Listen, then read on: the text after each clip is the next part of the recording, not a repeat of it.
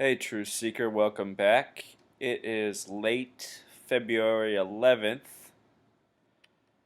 It is reported that CBS and 60 Minutes reporter Robert Bob Simon has died in a car accident. I looked up the image of the accident. This is the image that's out right here. I mean, supposedly the car is a Lincoln Town car. And this is the image. Supposedly the driver was fine, and he was killed as the passenger. But anyway, what's really curious about Bob Simon is the last story he just did. It was very, very critical of Israel. Let's just watch the story that was done.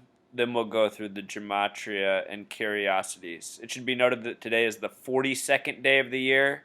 Today, Netanyahu was going to speak in Congress. His meeting has been pushed back to March 3rd, or 3/3. Let's watch the Bob Simon report here.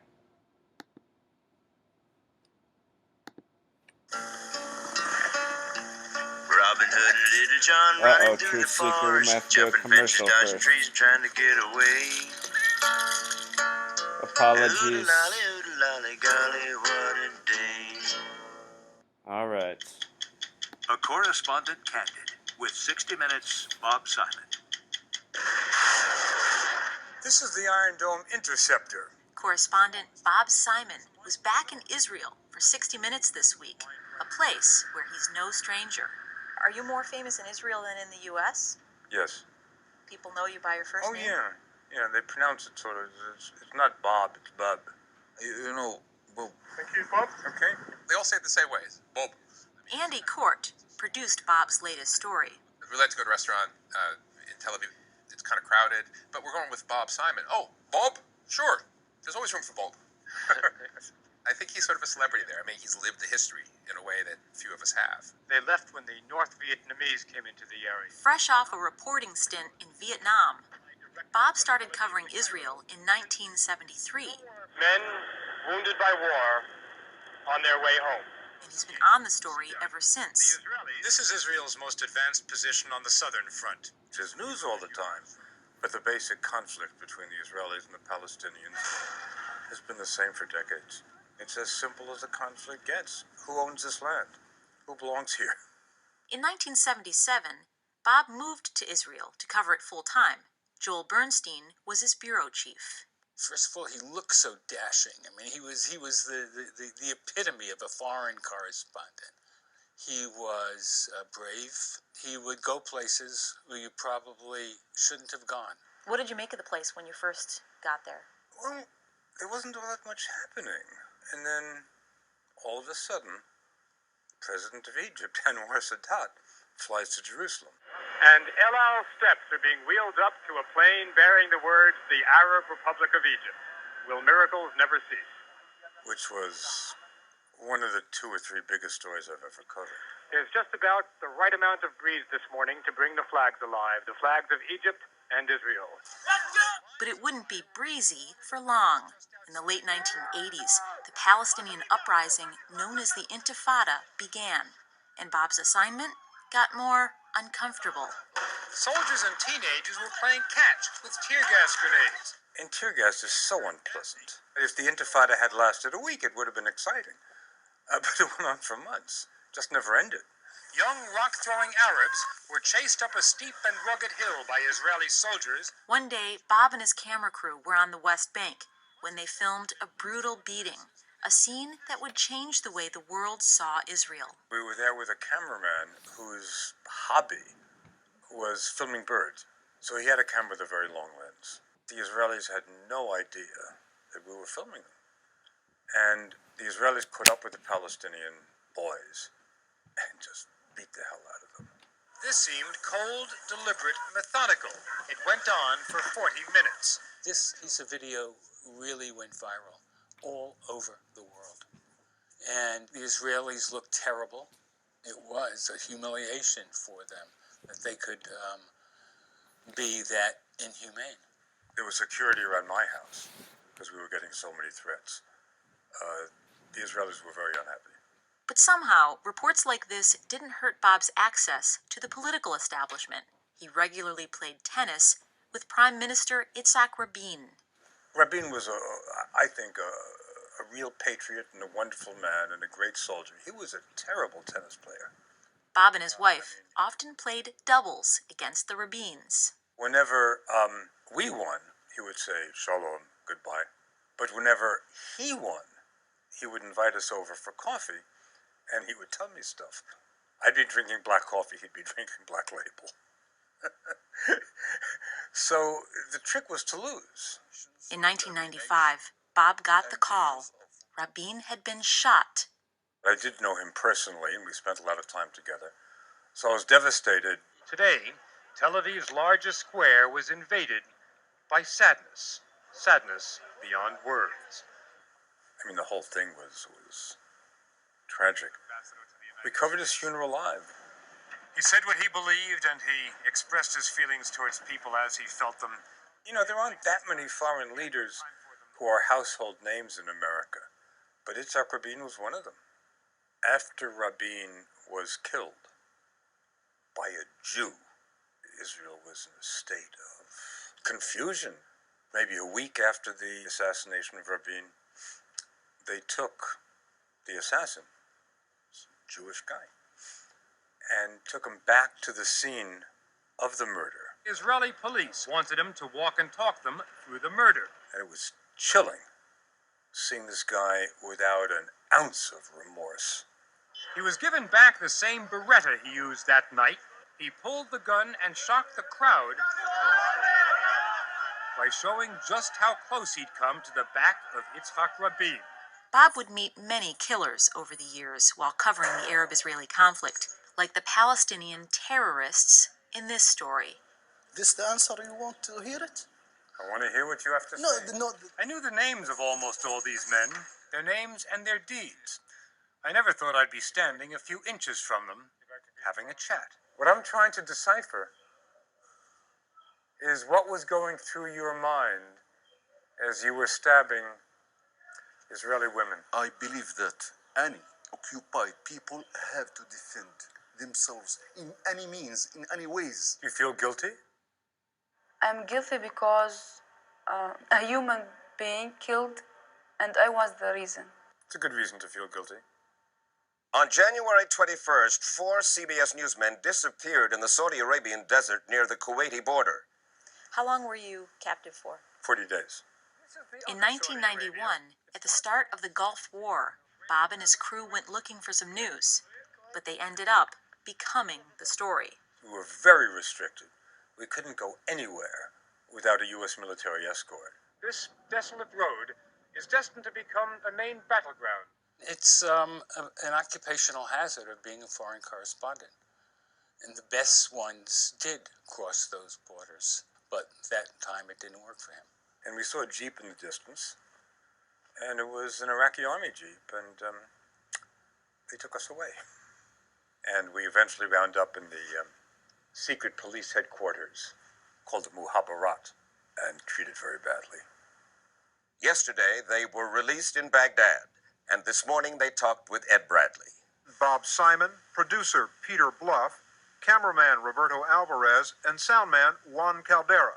Just changed you? Yeah. How? I don't know. Too early to tell. Joel Bernstein put together an obit. Because I'm a superstitious guy, and I kind of knew that if I did this, if I put in the work, it would never make air, and Bob would not be executed. When I walked into the newsroom at CBS for the first time, several months after I'd been freed, Bernstein handed me the tape and said, "Here's your obit." It took me months before I could look at it. what did you think when you did watch it? When you look at your obit, it sort of reminds you how close you came to being dead. Clearly, nothing is off limits when it comes to Bob's sense of humor. Humor is what saves you. General, call me a fool. No, I won't. And we saw that trademark wit when we asked Bob for some wit. True Seeker, did you just see how this was edited about talking about how close he was to being dead and then having a sense of humor. It's all really sick when you look at it, because I'm sure the people who were behind the editing of this for 60 Minutes knew about his planned death for today, the 42nd day of the year. His death reminds me a lot of Michael Hastings' death, also on curious dates. Both the names Robert and Michael are 33 names. Both men were taking stabs at Zionist Israel. But at the same time, Truth Seeker, I am acknowledging that he has admitted to having relationships with these people, so yes, it's all very curious. Perhaps he overstepped a boundary and he became the right person for the latest ritual. Let's continue. Wisdom on the Middle East conflict, a story he's been covering for 40 years. What you have here is the whole of Israel practicing its national sport. Bob pointed us to a report he once did on Matcott, Paddleball, basically, but so much more. a game played on the beaches of Israel. There's no scoring. And they'd be hitting the ball ferociously at each other. It was sort of a metaphor. The amount of aggression, the amount of noise. And it drives you crazy. No rules, no winners. And it never ends. It does never end, Truth Seeker. It's sad. And they probably edited it that way for the perfect ending. Do you see this headline up here with the hyphens, Truth Seeker? Simply one of the best, with Pythagorean gematria sums to 84. Whoops, I wrote it down wrong here, but simply one of the best really does sum to 84 with Pythagorean gematria. And today, Jerry Tarkanian died at the age of 84. Also curious. Again, today's the 42nd day of the year. Think about the numbers 42 and 84. 42 plus 42 is 84. 42 is half of 84. He would have turned 74 this year. He would have turned 74 on the 149th day of the year. If you've seen the trailer for the movie San Andreas, the massive earthquake nationwide that breaks the Hoover Dam, that movie is supposed to release on that day, the 149th day of the year.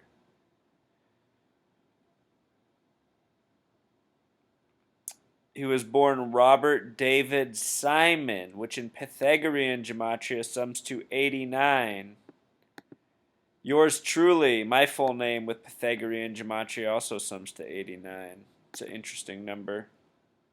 The name Bob Simon with simple English gematria also sums to 89. So not only is it his real name, it's also his reporting nickname, Bob Simon. And it's reported that he died in a car accident. The driver was fine. This is all according to the police. We saw again the picture of the car. Can't see any blood in this car, but it looks very mangled. Makes you wonder how it happened.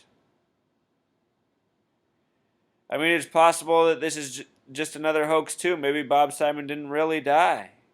Some of you guys get mad at me because I don't clarify that it could all just be a hoax each time, but the point I try to make is that we're being lied to, we're being manipulated, it's dishonest. Whether he's murdered or he faked his death, either way, what we're being presented is not honest. And that's really what I'm trying to point out. And I'm trying to point out how sick the people are who do it. From the headlines that they edit and hyphenate, simply one of the best. They're getting off on this 84 thing right now. If you've never read George Orwell's 1984, please stop watching this video. Just turn it off right here. Go find that book and read it. Notice the book begins on 4/4, April 4th. Notice the main character is Winston, a 33 name. I'm telling you, this book is about the world you live in now. It's not entirely the same, but it's very much the same. It was written after World War II. So Bob Simon is no longer with us. We will no longer see him on 60 Minutes. He's been in the media since 67. Another curious year. Curious number. The word alchemist is 67. It's pretty much the extent of the message, Truth Seeker. R.I.P. Bob Simon. Until next time.